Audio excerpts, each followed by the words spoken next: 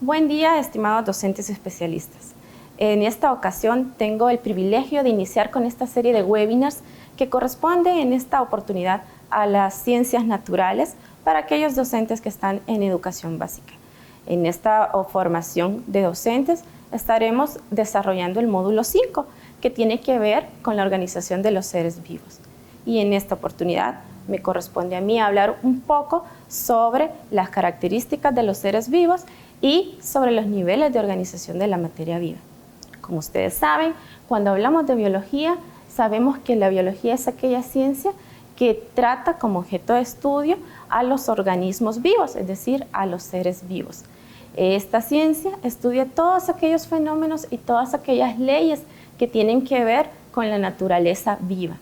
Vamos a estar hablando que a nivel de biología se estudian aquellos procesos, la estructura de los organismos vivos, los procesos evolutivos que se dan a través del tiempo, el crecimiento y las funciones que los organismos desempeñan dentro del ecosistema y las relaciones que tienen entre estos organismos. Hablamos de que cuando decimos que las ciencias biológicas estudian a los seres vivos, los estudian desde lo más sencillo, que es su composición química y los genes, hasta organismos más complejos, como son animales, como son plantas, y estos procesos que tienen que ver ya con el nivel ecosistémico y con el nivel de biosfera. Como ven, la biología engloba un montón de temas que son muy fundamentales, pero vamos a centrarnos en esta ocasión en tres temas centrales que vamos a abarcar o que vamos a estudiar desde el punto de vista biológico. El primero de ellos es la transferencia de la información, y es que es sumamente importante que los seres vivos, los organismos vivos, tengan una transferencia de información, tanto en su medio interno como del medio externo que les rodea.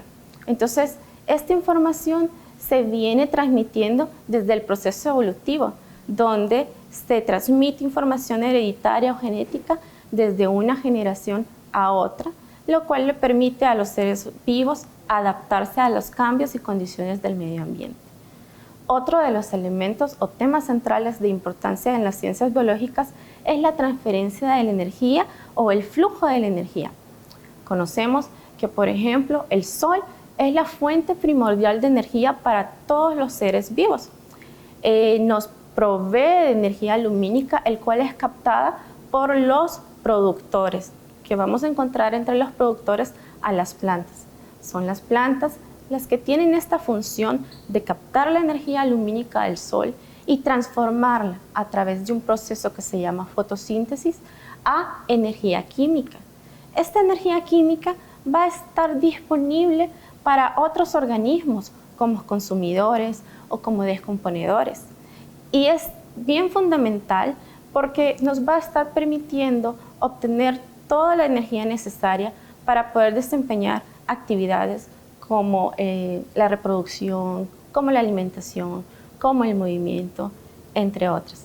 Entonces vemos de que hay un proceso en el cual la energía se va transformando de energía lumínica a energía química, de energía química a energía cinética o mecánica, de energía química a la energía de los alimentos. Y otro de los temas centrales que vamos a ver en la biología es que vamos a estar hablando mucho sobre el proceso evolutivo. Sabemos, por ejemplo, que las poblaciones de organismos se adaptan a lo largo de un tiempo a los cambios que se generan en el entorno, en el medio natural en el que habitan. Entonces, estamos hablando de que los organismos vivos tienen ciertas adaptaciones que le van a permitir a él adquirir estas habilidades para poder sobrevivir y llevar esos procesos de cambio. La evolución es un proceso que se da a lo largo de un periodo de tiempo y que todos los seres vivos hemos pasado desde una forma muy primitiva de vida. Hablando sobre el entorno que nos rodea, vamos a encontrar elementos que vamos a clasificar como elementos vivos y elementos no vivos. Pero un término más técnico para hablar sobre esto es decir de que vamos a encontrar factores bióticos y factores abióticos. Vamos a comenzar por estos últimos. Cuando hablamos sobre factores abióticos, nos referimos a todos aquellos componentes del medio físico que nos rodean que son inertes, es decir, que no poseen vida. Acá yo voy a referirme, por ejemplo, al agua, que es un elemento muy fundamental para los organismos vivos. 3/4 partes de nuestra composición están constituidas por este factor abiótico.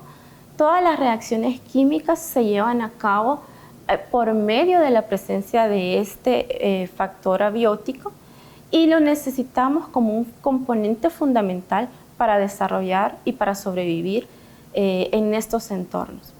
Otro factor abiótico que estamos en constante es el suelo, que es aquel factor abiótico que permite a ciertos organismos desarrollarse, como por ejemplo las plantas. Hablando también de otro factor abiótico, tenemos a la luz solar, es decir, al sol, que como mencionamos anteriormente, es una fuente primaria de energía que va a ser el que introduzca la energía a todos estos sistemas biológicos. Entre otras cosas, también los factores climáticos, el aire, las nubes, la nieve, son otros ejemplos de factores abióticos que van a estar desarrollándose junto con los factores bióticos. Entonces, cuando hablamos ya de factores bióticos, nos vamos a referir a todos aquellos elementos que tienen la característica de poseer vida y que van a también a desempeñar una función muy importante dentro de los ecosistemas. Acá podemos hablar de los organismos que se denominan como productores, donde encontramos a las plantas, puesto que ellos van a ser los que producen a través de la fotosíntesis la energía química que otros organismos requerimos para desarrollar diferentes actividades. Vamos a encontrar consumidores, los cuales se caracterizan porque necesitan de otros organismos para obtener su alimento. En el caso de las plantas, una diferencia es que las plantas tienen esa capacidad de poder realizar su propio alimento. Y por último tenemos a los organismos descomponedores, que son aquellos organismos que van a depender o van a extraer sus nutrientes de aquella materia inerte, de aquella materia que ha muerto, y van a reintroducir y reciclar ciertos componentes y nutrientes que van a volver a entrar a esos ciclos de transformaciones de energía dentro de los ecosistemas.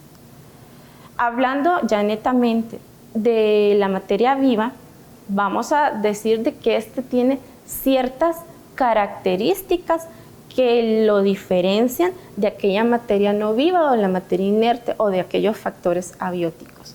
Entonces vamos a definir que todos los organismos vivos tienen que cumplir con estas características para definir que efectivamente se encuentran vivos. Una de estas primeras características es que todos los organismos vivos se encuentran organizados. Y en el caso de los seres vivos, la base estructural o la unidad funcional y estructural de los seres vivos lo vamos a conocer como la célula. Vamos a ver en las próximas semanas de que hay dos tipos de células, las células procariotas y las células eucariotas, y que dentro de la célula vamos a tener pequeños organelos que van a estar desempeñando diferentes funciones.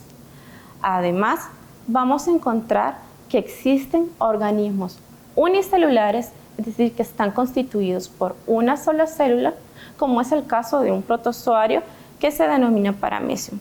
Y vamos a decir también que hay otros organismos que son pluricelulares, que quiere decir de que son organismos que están constituidos por un gran número de células.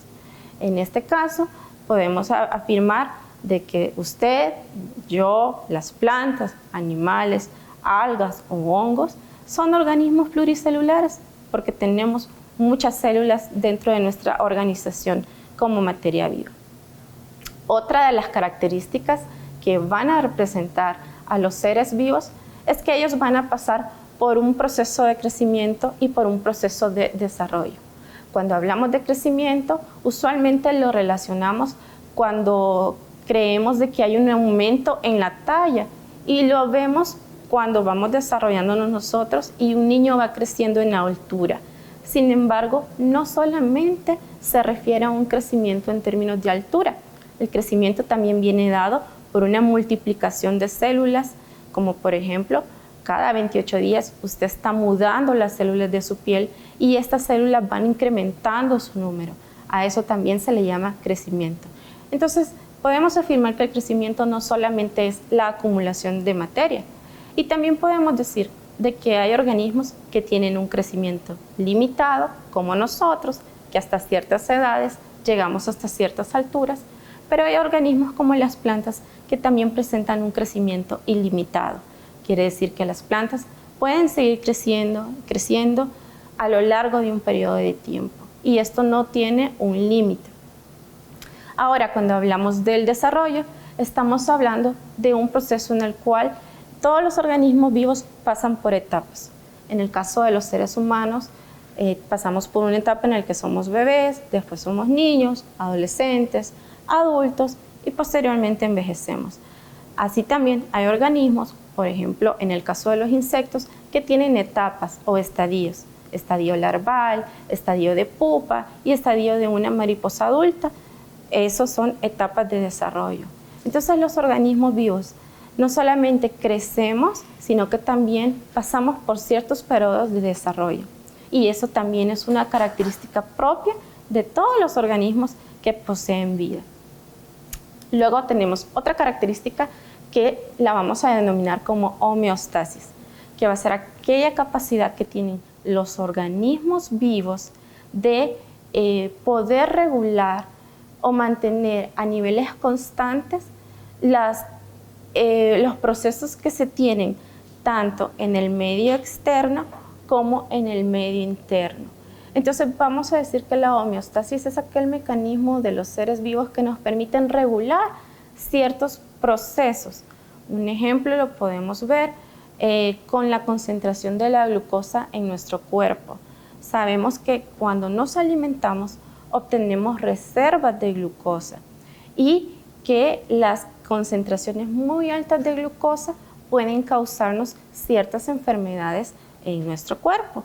Entonces, como mecanismo para evitar o contrarrestar de que se presenten estas enfermedades, nosotros tenemos ciertos órganos como el hígado y como los riñones que van a estar filtrando todas esas sustancias y que van a estar regulando esas concentraciones de las sustancias para que no hayan incrementos tan bruscos y se puedan mantener niveles constantes, es decir, que se puedan regular estos niveles.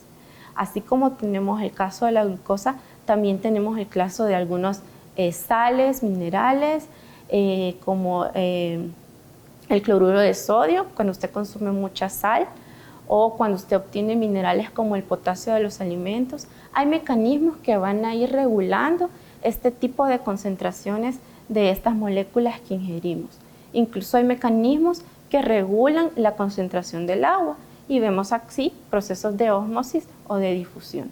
Entonces, todos esos mecanismos que nos permiten mantener dentro de los límites constantes ciertas concentraciones de elementos que van a estar interviniendo en procesos en nuestro cuerpo, a todo eso se le llama homeostasis.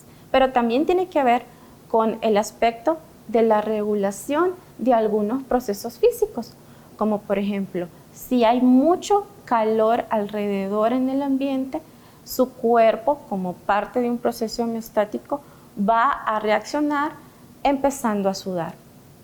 Por el contrario, si hay mucho frío alrededor, su cuerpo va a reaccionar haciendo como unas, tiritando, ¿verdad? Temblando. Entonces, ese tipo de mecanismos también se pueden considerar como mecanismos homeostáticos. Otra de las características de las que vamos a hablar que poseen todos los organismos vivos es que van a desplazarse, van a moverse, y el movimiento no está netamente asociado con una locomoción. Por ejemplo, yo puedo mover este brazo y a esto le llamo locomoción. Es un movimiento perceptible que yo puedo observar. Sin embargo, no todos los movimientos, cuando hablamos de organismos vivos, son perceptibles. Dentro de mi cuerpo existen movimientos que yo no puedo ver. Existen movimientos de sustancias hacia el interior de la célula y hacia afuera. Existe movimiento de plasma sanguíneo a través de mis vasos sanguíneos. Existe un movimiento del corazón, que es la bomba que me permite a mí hacer que llegue toda esta energía, todo este oxígeno al cuerpo, y que son movimientos que están ahí, pero que no puedo apreciar. Entonces, el movimiento no necesariamente tiene que ver con una locomoción. Posiblemente nos entre duda de saber de que quizás los animales son los que más nos movemos, pero decirles que también las plantas tienen movimiento. Hay algunas plantas, si nos hemos puesto a observar detenidamente en algún momento cómo crecen las plantas, nos vamos a dar cuenta que las plantas crecen siguiendo, por ejemplo, la luz del sol. Este tipo de movimiento tiene un nombre muy característico que se llama fototropismo positivo. Y es un movimiento que efectúan las plantas dependiendo de la hora del día o dependiendo de su estado de desarrollo, en el cual van buscando la posición de la luz solar y van moviéndose de acuerdo a eso. Entonces, como ven, el movimiento no solo es propio de los animales, también hay un movimiento de las plantas. Y también hay organismos que nos dan la impresión de que están fijos o sésiles, es decir, que están en un lugar y no producen movimiento. Pero esto va a depender también de la etapa dentro del desarrollo de vida en el que se encuentren. Un ejemplo de ellos los tenemos cuando usted visita la playa y es una playa rocosa y ve las esponjas o los corales ahí, van a ver de que estos organismos no se mueven, o al menos el movimiento no es algo que nosotros podamos percibir. Pero dentro de su ciclo de vida hay etapas donde ellos tienen una etapa de larva y se movilizan utilizando el agua como un medio para poder llegar a un sustrato, fijarse ahí y desarrollar otra etapa de vida. Entonces, como ven, el movimiento también, perceptible o no, es parte de una de las características de los organismos vivos. Otra de las características de los organismos vivos es que presentan una irritabilidad. Y cuando hablamos de irritabilidad, estamos hablando de que los organismos son capaces de percibir estímulos. Y los estímulos son aquellos cambios, tanto químicos como físicos, que se pueden percibir del medio externo, pero también del medio interno. Entonces, nosotros como organismos vivos estamos constituidos por ciertos órganos que tienen receptores. Estos órganos pueden tener receptores para el tacto, como la piel, pueden tener receptores para sustancias químicas o sustancias, por ejemplo, la luz, en el caso de la vista, en el caso del olfato, para obtener sabores, en el caso del gusto. También tenemos receptores sensoriales que nos permiten sentir dolor, sentir temperaturas. Entonces, este tipo de sensores que nosotros tenemos como organismos vivos nos permiten poder recibir los estímulos del medio, pero también poder generar una respuesta. Entonces, ante un estímulo, por ejemplo el de la luz, mi ojo se va a adaptar a la intensidad de la luz que estoy recibiendo. Si yo estoy cocinando, por ejemplo, y se me olvida que mi cacerola está caliente y toco el mango de mi cacerola o mi sartén con mi tacto, con mi mano, voy a tener la reacción de soltarlo inmediatamente. Y es porque tengo receptores del dolor que van a percibir que hay una alta temperatura en esa sartén y que van a llevar el mensaje a través del sistema sensorial al cerebro, y es desde el cerebro que se va a emitir una respuesta. Estas respuestas usualmente son muy rápidas, que ni siquiera nos da tiempo de pensarlos. Y entonces por eso usted, al agarrar el mango de la sartén caliente, instintivamente lo suelta. Entonces, ese tipo de perceptores o receptores sensoriales también forma parte de estas características que tienen los seres vivos. Hablando de otras características que tienen que ver ya con el proceso evolutivo, los seres vivos también presentan ciertas adaptaciones y estas adaptaciones obedecen a esos cambios que se ven en los entornos y que le van a permitir, cuando ya las incorporan en su ciclo de vida, en su quehacer, en sus actividades, poder desarrollar mejor dichas actividades, pero también poder sobrevivir hacia esos entornos. Así, por ejemplo, vemos los cactus que tienen una adaptación de poder retener el agua y esto les permite poder sobrevivir en ambientes xerófilos como son los desiertos. Tenemos el caso de los colibríes que a lo largo de la historia evolutiva han adaptado los picos a la forma de ciertas flores para poder ellos introducir el pico a las flores y obtener el néctar del cual se alimentan. Tenemos, por ejemplo, el caso de unos peces que habitan en el fondo de los mares y estos peces han adaptado la forma de sus cuerpos y son planos. Entonces, esta adaptación le permite a ellos obtener mejores oportunidades para obtener el alimento, pero también les permite mimetizarse con el entorno y evitar de esta forma que los depredadores puedan encontrarlo de forma fácil. Otro ejemplo de adaptación lo podemos observar en algunos insectos, los cuales presentan adaptaciones a nivel de su cuerpo y que tratan de como camuflajearse con el medio que los rodea. Un ejemplo claro de esto son los insectos hojas, que tienen un cuerpo en forma de hoja y que usted lo ve en un árbol y no se percata que está ahí porque parece una hoja, o los insectos palo, el cual en su cuerpo han desarrollado formas que parecen ramas de los árboles. Estas adaptaciones les permiten camuflajearse con el medio y evitar que depredadores como aves puedan atacarlos y consumirlos. Finalmente, hay ciertos organismos que tienen células especializadas denominadas cromatóforos. Los cromatóforos son células que permiten cambiar la coloración. En el caso de los camaleones, esto es un ejemplo que lo tenemos muy en la mente. Los camaleones pueden cambiar la coloración de su cuerpo dependiendo el medio que le está rodeando. Y esto ha sido a raíz de que han logrado producir que más cromatóforos estén a nivel de la piel. Y por último, pero no menos importante, otra de las características propias de los organismos vivos es que tienen la capacidad de reproducirse. Y cuando hablamos de reproducción, es aquel proceso que permite perpetuar que se pueda seguir obteniendo otro individuo de la misma especie, o sea, perpetuar la especie. Cuando hablamos de reproducción, podemos encontrar en los ambientes naturales, en el medio ambiente, dos tipos de reproducción. La reproducción sexual, en la cual hay una intervención de dos tipos de individuos, una hembra y un macho, que producen gametos, tanto óvulos como espermatozoides, y que para poder dar lugar a un nuevo individuo pasa por un proceso de fecundación, al unirse ambos gametos.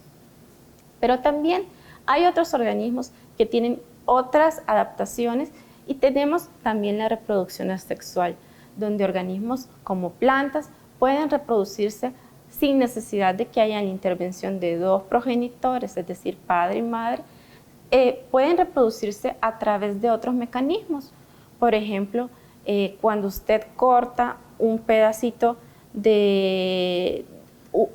está haciendo su jardinería y corta un pedazo de rama de una rosa, ese pedazo, esta estaquita de rama que usted sembró, puede volverse a convertir en otra planta. Entonces, a este tipo de proceso se le llama reproducción asexual, que puede ser por esquejes, pueden ser por estolones. En el caso de las fresas, ellas como que arrojan una como pequeña raíz, que de esa raíz puede emerger otra planta de fresa, y hay diferentes mecanismos por los cuales otros individuos, no solo plantas, pueden reproducirse a través de este tipo de reproducción asexual. Una vez que hemos visto que todos los organismos tienen ciertas características que los van a definir como organismos vivos, también vamos a encontrar de que los organismos pueden organizarse en niveles de organización. Estos niveles de organización parten desde lo más sencillo o lo más simple, las estructuras más simples, a lo más complejo, es decir, aquellos organismos o aquellos procesos que ya tienen intervención no solo de factores o elementos que tienen vida, sino que también factores abióticos o elementos que no tienen vida. Entonces vamos a comenzar a estudiar un poquito sobre estos niveles de organización de la materia viva. Para comenzar, el nivel de organización más básico es el nivel químico. Acá ya vamos a encontrar el nivel atómico. Sabemos que un átomo es la unidad más pequeña en la que se puede encontrar un elemento, es decir, que es la unidad más mínima en la que yo puedo encontrar un elemento. Por ejemplo, un átomo de hierro es lo más mínimo que yo puedo encontrar de un hierro, de este elemento.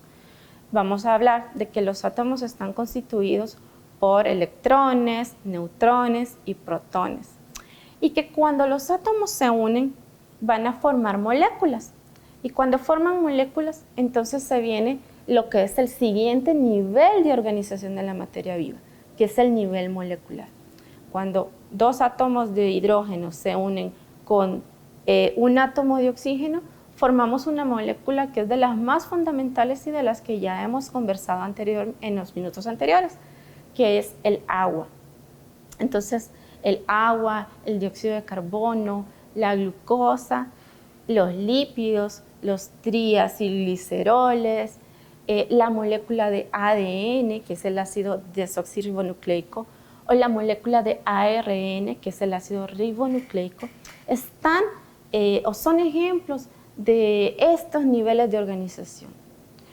Luego, estas moléculas van a seguirse combinando y vamos a entrar al siguiente nivel. Van a formar ciertos organelos y estos organelos en conjunto van a formar una célula. Entonces, en el nivel celular, nosotros encontramos que átomos y moléculas se combinan para formar organelos y por lo tanto para formar células. Como lo mencionamos al inicio, la célula es la unidad estructural y funcional de todos los seres vivos. Todos los animales, las plantas, las algas, los hongos, los protistas, las bacterias y las arqueobacterias están constituidas por células. Y esta es una de las diferencias fundamentales que van a dividir lo que está vivo de lo que no está vivo. Hablando del siguiente nivel, vamos a indicar que cuando un conjunto de células se agrupa, se forman lo que conocemos como tejidos. Y entonces hablamos del siguiente nivel, que es el nivel tisular. Durante los procesos evolutivos, muchas células se fueron agregando, se fueron combinando y entonces empezaron a desarrollar estos tejidos. Dentro de los organismos vamos a encontrar tejidos especializados que desempeñan diversas funciones, como la protección en el caso de los tejidos epiteliales o el hecho de recubrir zonas, que siempre también es función de los tejidos epiteliales, los tejidos musculares que nos permiten realizar funciones como la contracción y el movimiento, el tejido óseo que tiene la función de formar las bases de lo que nosotros conocemos como hueso, y el tejido nervioso, del cual hablamos hace un momento, que tiene como gran función enviar esos mensajes que nosotros recibimos del medio, tanto externo como interno, y dar una respuesta a esos estímulos. Entonces, cuando un conjunto de estos tejidos se combinan, formamos el siguiente nivel de organización de la materia viva, que es el nivel de organización de órganos. Ustedes conocen que dentro de los cuerpos, dentro de los organismos, hay órganos que están desempeñando diferentes funciones. Hablábamos hace un momento del corazón, que es una bomba que se va a encargar de distribuir la sangre hacia todas las partes del cuerpo. Tenemos los pulmones, el cual va a estar constituido por alvéolos que nos van a ayudar en la función de intercambio gaseoso. También tenemos el órgano, la vejiga, por ejemplo, que nos va a estar ayudando, y los riñones, que nos van a estar ayudando en estos procesos de filtración y formación de la orina. Y por ejemplo, el cerebro, que es un órgano que nos van a estar ayudando a orquestar todas estas respuestas y poder definir todas estas funciones que hacemos como organismos vivos. Pero cuando diferentes órganos se juntan para hacer una función determinada, entonces pasamos al siguiente nivel, que es el nivel de sistemas y aparatos. Acá vamos a decir de que las principales funciones biológicas están desempeñadas por diferentes tipos de sistemas. Tenemos el sistema nervioso, que es el que transmite esos impulsos eléctricos y químicos para dar respuestas a los estímulos. El sistema circulatorio, encargado de llevar el oxígeno a todas las partes del cuerpo, pero también de eliminar todas aquellas sustancias de desecho. El sistema respiratorio, que se encarga principalmente de transportar hacia las células el oxígeno, pero también eliminar el dióxido de carbono. El sistema reproductor, el cual tiene como principal función el permitirnos perpetuar la especie para que no pueda haber un proceso de extinción. El sistema muscular, que nos permite hacer el movimiento, la locomoción, nos permite hacer una contracción. El sistema inmunitario, que en estos días es sumamente importante, el cual nos va a estar defendiendo de todos aquellos agentes que nos producen enfermedades y que degradan todas las actividades normales de nuestro sistema. Y podemos hablar de otro tipo de sistema, pero lo que tenemos que tener claro es que cuando diferentes órganos se combinan, por ejemplo en el sistema digestivo, desde la boca, la lengua, el esófago, el estómago, el intestino delgado y el intestino grueso, funcionan en conjunto para efectuar una función que en este caso sería el metabolismo o la digestión de los alimentos que consumimos. Luego, todo este conjunto de sistemas nos van a llevar a un siguiente nivel, que es el nivel de organismo. En este nivel nos encontramos usted y yo. Se encuentran las plantas, un árbol de mango, un árbol de aguacate, un pino. Se encuentran los animales, un gato y un perro. Y este nivel de organización va a englobar a todos los otros niveles de los cuales que hemos estado hablando durante este periodo. Desde el nivel químico, los átomos, las moléculas, las macromoléculas, las células, los tejidos, los órganos y los aparatos o sistemas. Entonces, el nivel de organismo va a incluir todos estos niveles de organización. Pero estos organismos no son el nivel superior cuando hablamos de la organización de la materia viva, sino que cuando hablamos de ya a nivel de ambiente, a nivel de hábitat, tenemos otro tipo de niveles de organización. Y estamos ante la presencia de los niveles de organización ecológica, a donde vamos a encontrar que hay individuos de la misma especie que están compartiendo o que viven en una región determinada. Cuando nos encontramos con estos individuos que son de la misma especie, entonces estamos hablando de poblaciones. Podemos hablar, por ejemplo, de las poblaciones humanas que habitan en San Salvador, o las poblaciones humanas de San Miguel, las poblaciones humanas de Santa Ana. También podríamos hablar de las poblaciones de tilapias del embalse en Cerrón Grande, o de las poblaciones de pino que hay en Morazán, o las poblaciones de pino que hay en Chalatenango, o las poblaciones de huacachilla que están en el patio de mi casa. Entonces, cuando hablamos de poblaciones, tenemos que tener claro que nos referimos a que es una especie el cual está distribuida o que va a habitar en un área geográfica determinada. Ahora, el siguiente nivel de organización ecológica es el nivel de comunidades. Ahí vamos a hablar de que hay poblaciones de diferentes especies que van a estar habitando en una zona geográfica determinada. Entonces, cuando hablamos de comunidades, nos referimos quizás al complejo, nos referimos al complejo de especies que vamos a encontrar en un ambiente, en un hábitat.